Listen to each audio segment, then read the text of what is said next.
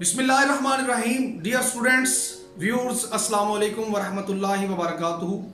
उम्मीद है आप सब लोग खैरियत से होंगे। अल्लाह ताला आपको खुश रखे, कामयाब करे, कामरान करे। रब्बी इश्रह ली सदरी व यस्सिर ली अमरी वहलुल उक़दतम मिन लिसानी यफ़क़हू क़ौली। अल्लाह ताला ने हमें इस ज़मीन पर उतारा, फरमाया कि इक़रा बिस्मि रब्बिकल्लज़ी खलक़, महबूब पढ़िए अपने रब के नाम से। और हुज़ूर अलैहिस्सलातु वस्सलाम ने इरशाद फरमाया, इल्म हासिल करो चाहे तुम्हें चीन जाना पड़े। तो आज मेरा जो टॉपिक है वो बड़ा अहम है।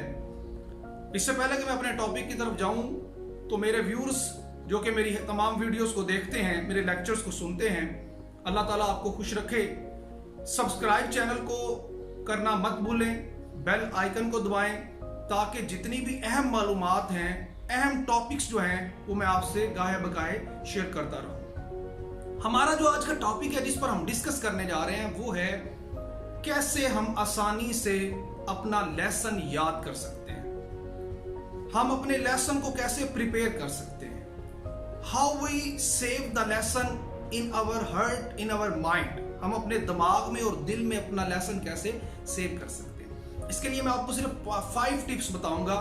अगर आप उन 5 टिप्स पर, 5 बातों पर दिलो जान से अमल कर लेते हैं तो यकीन करें वो किसी भी ग्रेड का कोई स्टूडेंट्स हो, 9th 10th 11th 12th, even MSc MPhil PhD का भी कोई स्टूडेंट्स है, वो भी इस बातों पर अगर अमल कर लेगा, इन 5 पर सिर्फ, तो मैं गारंटी देता हूं कि उसको लेसन प्रिपेयर करने में कोई परेशानी नहीं होगी। और मेरी एक और बात याद रखें, अक्सर स्टूडेंट्स जो हैं वो बोर फील करते हैं स्टडी को, लेकिन बोर फील करने की वजह जो चीज बनती है वो यही है कि उनको लेसन प्रिपेयर नहीं हो रहा होता। मुझे एक बात याद आ रही है कि मेरे वालिद साहब मुझे कहा करते थे कि बेटा, किताबों को अपने आगे भगाओ। अगर तुम किताबों को आगे भगाओगे तो यकीनन तुम इसके पीछे दौड़ोगे, इल्म की जुस्तजू में लगोगे, तुम्हें कभी भी चोट नहीं आएगी। लेकिन अगर किताबें तुम्हें अपने आगे लगाकर दौड़ाएंगी तो फिर तुम्हें वो जख्मी करेंगी। तो इस बात से बचिए, अपने आप को किताबों के पीछे रखें और उनके पीछे दौड़ें, नॉलेज के पीछे दौड़ना सीखें। अब मैं चलता हूं अपने असल मकसद की तरफ। उससे पहले आप चैनल को सब्सक्राइब करें, लाजमी तौर पर करें, ताकि आपको हर एक चीज का नोटिफिकेशन मिलता रहे, कोई भी इंपॉर्टेंट बात आप जो है वो मिस ना करें। पहला पॉइंट जो मैं आपसे डिस्कस करने जा रहा हूं इंतहाई इंपॉर्टेंट है और वो है किसी भी स्टूडेंट के लिए स्ट्रॉन्ग इमेजिनेशन। स्ट्रॉन्ग इमेजिनेशन अगर आपकी नहीं है तो आप कभी भी इस लेसन को अच्छे तरीके से प्रिपेयर नहीं कर सकते। स्ट्रॉन्ग इमेजिनेशन में 2 चीजें आती हैं। नंबर 1, हम बच्चे क्या करते हैं कि एक बुक लेते हैं, उससे लेसन प्रिपेयर करते हैं, टीचर्स का लेक्चर सुनते हैं, उस पर जो है वो मुख्तलिफ किस्म के हम नोट्स बना लेते हैं।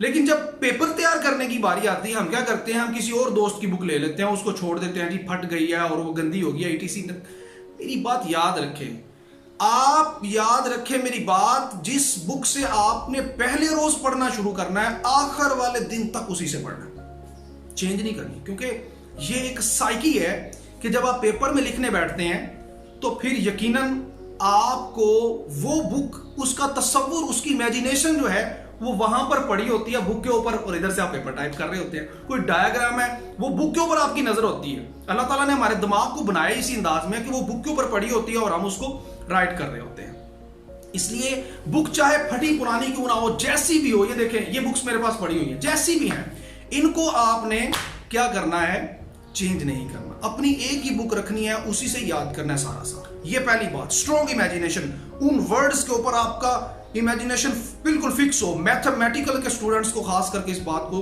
ज़हन में रखना चाहिए। दूसरे नंबर पे जो बात आती है वो है 1 डायमेंशन, कि जब आप पढ़ रहे होते हैं तो आप 1 डायमेंशन हो, आपकी मल्टी डायमेंशनल आपकी सोच ना हो। ये ना हो कि जी नजरें किताब पर और सोचें जनाब पर, तो नजरें भी किताब पर और सोचें भी किताब पर होनी चाहिए। आप जब पढ़ना शुरू करें तो फिर आपको किसी और चीज का ख्याल ना आए, आपको बस यही हो कि everything is my book, everything is my heart, my mind, कुछ भी नहीं, बस मैं और मेरी किताब। जब आप पढ़ने बैठते हैं तो याद रखें कि अपने आप को 1 डायमेंशन रखें, मल्टी डायमेंशन ना सोचें। हम पढ़ रहे हैं तो उधर से सोच रहे जी खाना पक रहा होगा, इधर से हमने खेलना भी है, इधर से जनाब हमने कपड़े ड्रेसिंग कैसे करनी है और ये ईटीसी हेयर कटिंग करानी है, हमने जनाब पता नहीं क्या क्या करना है। ऐसी सोचों से परहेज करें, गर्ल्स भी बॉयज भी। अगर आप ऐसा सोचते रहेंगे जी हमारी नानी माँ के पास जाना है, दादी माँ के पास जाना है और साथ सबक भी याद कर रहे हैं, तो ऐसा कभी भी याद नहीं होता। सेपरेट प्लेस, साइलेंट प्लेस पे बैठकर इसको टाइम दें, चाहे थोड़ा दें लेकिन इस अंदाज में दें। तीसरी बात जो है वो इससे भी ज्यादा इंपॉर्टेंट है और वो ये है कि आप सबसे पहले क्या करें। वन डायमेंशन तो आप हो गए, अगर आप वन डायमेंशन हो गए हैं उसके बाद आपको चाहिए एक हेल्दी माइंड के लिए हेल्दी डाइट। आपकी डाइट अच्छी होनी चाहिए, बेहंगम सी डाइट ना हो। अभी आपने चाय पिया, उसके ऊपर से आपने जनाब वाटरमेलन खाना शुरू कर दिया है, मैंगो खाने शुरू कर दिए हैं। ये लोगों के यहाँ ऐसा कंसेप्ट चल रहा है कि अभी बर्गर खाया, बर्गर के बाद खरबूजा खाना शुरू कर दिया और ये चीजें बड़ी खराब कर दी हैं। डाइट प्रॉपर हो तो फिर आपका जब मैदा और बॉडी बिल्कुल परफेक्ट होगी तो यकीनन हशाश बशाश होंगे, फ्रेश होंगे, मॉर्निंग एक्सरसाइज के साथ आप बिल्कुल चुस्त होंगे, तो यकीनन आपको सबक याद करने में आपका दिमाग भी वो कहते हैं कि जो हेल्दी बॉडी है उसका हेल्दी माइंड होता है। ओके, इसके बाद 4 पॉइंट है स्पोर्ट्स। सुबह सुबह स्पोर्ट्स मत खेलना भूलें। बॉयज हैं, गर्ल्स हैं, गर्ल्स अगर अपने घर के अंदर कुछ स्पोर्ट्स खेल सकती हैं तो वो भी खेलें। अगर बॉयज बाहर स्पोर्ट्स खेल सकते हैं वो 1-आधा घंटा तकरीबन स्पोर्ट्स को लाजमी दे। किताबी कीड़ा मत बन के बैठे, स्पोर्ट्स को टाइम देंगे तो आपको यकीनन कामयाबी होगी। स्पोर्ट्स में फुटबॉल है, बड़ी अच्छी गेम है, मैं खुद भी करता हूँ। हॉकी है, मैंने खेली हुई है, मैं खुद भी खेलता रहता हूँ। तो आप एक अच्छी गेम में, सिर्फ क्रिकेट ही नहीं है, क्रिकेट कोई हेल्दी एक्सरसाइज नहीं है, वो 1 प्लेयर के लिए। आप कोई ऐसी गेम अपनाएं, जैसे बैडमिंटन भी एक अच्छी गेम है, फुटबॉल है, हॉकी है, ईटीसी, कुछ भी ऐसी गेम। स्पोर्ट्स आपकी जिंदगी का एक मामूल बन जाना चाहिए। एक स्पोर्ट्समैन कामयाब माइंड रखता है। आप देखें हमारा जो मुल्क पाकिस्तान के वज़ीर आज़म इमरान खान साहब एक स्पोर्ट्समैन है, क्रिकेटर है। एक बेहतरीन हाकम, एक अच्छा शहसवार होता है, स्पोर्ट्समैन भी होता है। 5th वन जो चीज है वो ये है कि आप लेयर टाइम गुजारें, अपने दोस्तों के साथ कुछ लेयर टाइम गुजारें। एक मैं इसमें बात बताता जाऊं कि जब आप लेसन प्रिपेयर कर रहे हो उस वक्त आपके माइंड में सिर्फ लेसन हो, बाकी हर चीज को भूल जाए।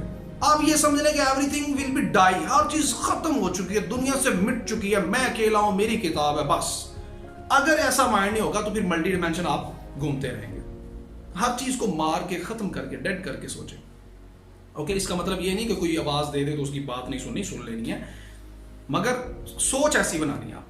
और उसके बाद मैं बता रहा था कि लेयर टाइम, अपने दोस्तों के साथ लेयर टाइम गुजारें। अगर आप लेयर टाइम नहीं गुजारते, गपशप नहीं लगाते, फन नहीं करते, उसमें आप फन, एक और बात, फन और वल्गैरिटी में बड़ा फर्क है। फन करें, मजाक करें, मजाक से निकला है, इंजॉयमेंट से निकला है, दिमाग को फ्रेश करने से। जो बातें दिमाग में अटकी होती हैं अपने ख्यालात का दूसरों दोस्तों से इजहार करके उनको खत्म करके फिनिश करना सीखें, ठीक है जी।